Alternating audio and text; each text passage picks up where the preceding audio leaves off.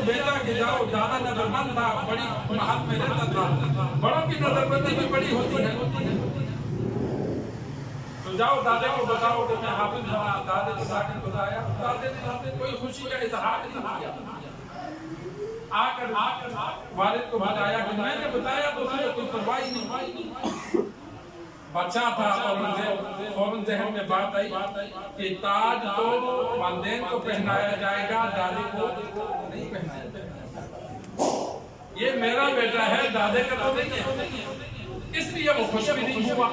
नेक लोग अगला जहां देखते, हम जैसे लोग दुनिया की खुशी देखते हैं कि आज खुश है, ढोल बजाओ गाओ बस ठीक है। नहीं, जो बंदा थोड़ा सा भी अच्छा जहन रखेगा वो अगला जहां सोचेगा कि अगले जहां इससे फायदा है या नुकसान। फायदा है तो खुश होगा, कोई फायदा नहीं तो खुशी नहीं है। एक ही दूसरे किया मैंने क्या फायदा।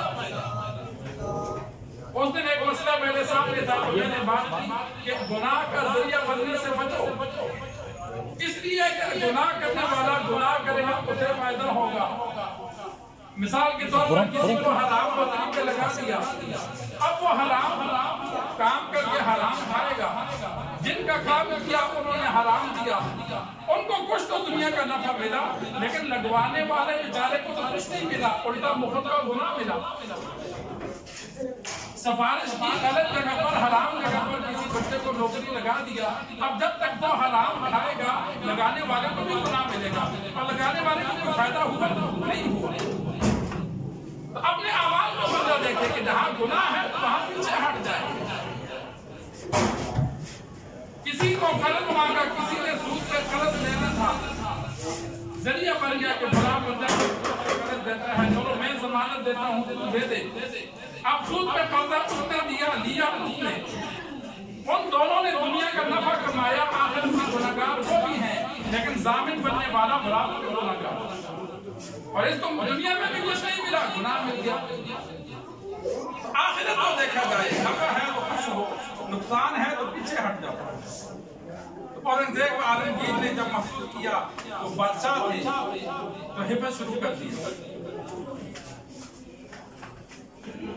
1 साल में कुरान मजीद मुकम्मल हिफाजत कर दी। फिर बेटे को भेजा कि दादे को जाके बताया कि औरंगजेब आलमगीर आपके बेटा आज हाफिज बन गया। तो फिर दादे ने खुशी का इजहार किया। तो हल में दीन में इंसान जरूरी नहीं है कि बच्चा है तो सीखेगा, जो बड़े फायदे हैं वो भी वक्त निकाल कर सीख सकते हैं। जामिल में हमारे वो आगे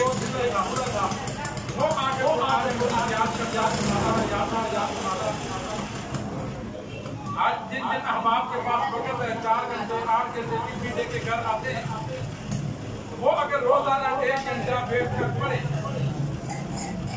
कुछ ना कुछ उनको याद होता जाएगा।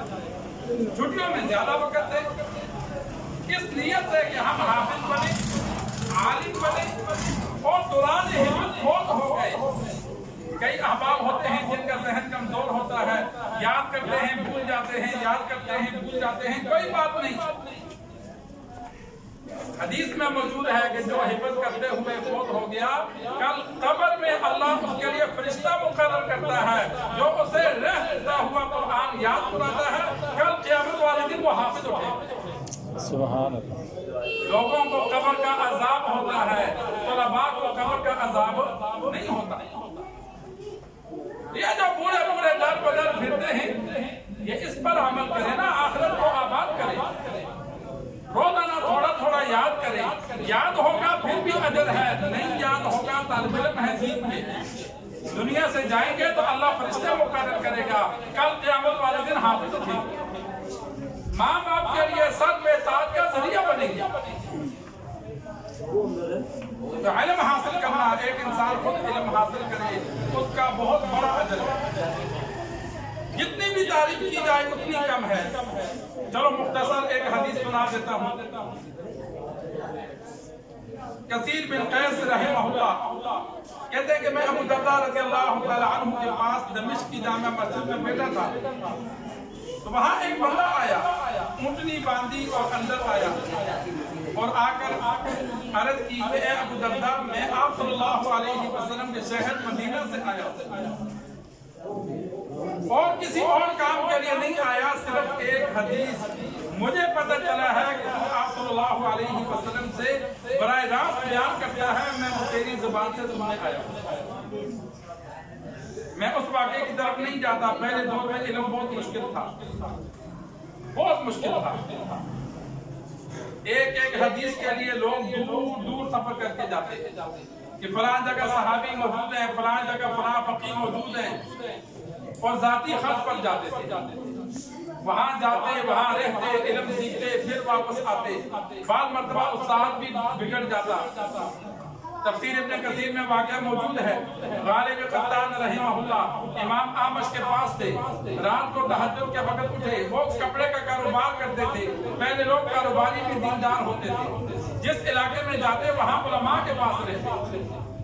तो गालिब कत्तान कपड़ा लेकर गए, बेचा। रात को इमाम आमश के पास, दिन को कारोबार करते, रात को फिर उलमा के पास। एक दिन देखा रात को तहज्जुद पढ़ते, और तहज्जुद के बाद शहीद अल्लाहु अल्लाहु ला इलाहा इल्ला हुवा सूरह आले इमरान के दूसरे रुकू की आयत है, वो पढ़ी, और आखिर में कहा व अना अला ज़ालिका लमिन शाहिदीन। तो गालिब खत्ताब ने कहा, उस्ताद जी ये आप पढ़ते हैं तो जिस तरह हमारे यहाँ आदत होती है कि कहीं हदीस में है या अपने से अमल शुरू किया है। उन्होंने कहा तुझे नहीं पता? उसने कहा मुझे नहीं पता। कहा मैं एक साल नहीं बताऊंगा,